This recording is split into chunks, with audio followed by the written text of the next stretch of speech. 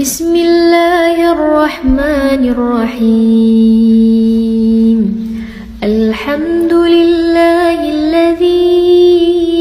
أنزل على عبده الكتاب ولم يجعل له عوجا قيما لينذر بأسا شديدا من لدنه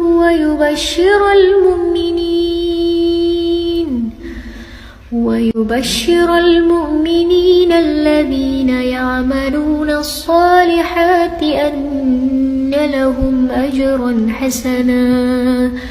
ماكثين فيه أبدا وينذر الذين قالوا اتخذ الله ولدا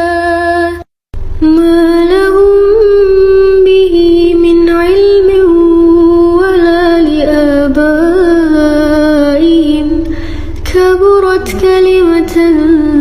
تخرج من أفواههم إن يقولون إلا كذبا فلعلك باخع نفسك على آثارهم إن لم يؤمنوا بهذا الحديث أسفا إنا جعلنا ما على الأرض زينة لها لنبلوهم أيهم أحسن عملا وإنا لجاعلون ما عليها صعيدا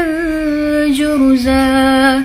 أم حسبت أن أصحاب الكهف والرقيم كانوا من آياتنا عجبا إذ أوى الفتية إلى الكهف فقالوا ربنا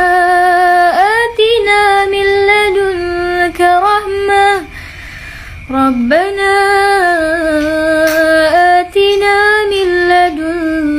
رحمة وهيئ لنا من أمرنا رشدا.